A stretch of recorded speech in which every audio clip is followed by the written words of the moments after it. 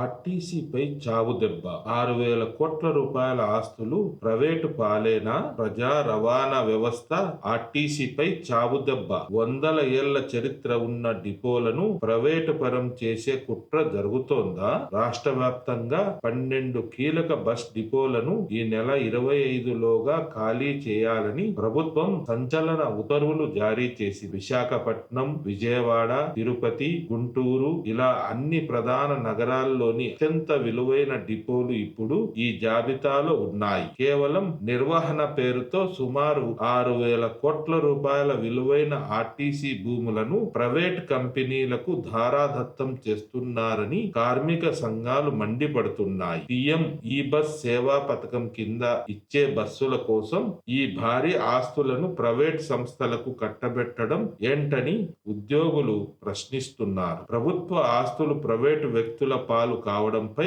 మీ స్పందన ఏంటి? వెంటనే కామెంట్ చేయండి. ఈ సమాచారాన్ని అందరికీ షేర్ చేయండి. ఇటువంటి మరెన్నో పొలిటికల్ అప్డేట్స్ కోసం మన ఛానల్ ను సబ్స్క్రైబ్ చేసుకోండి.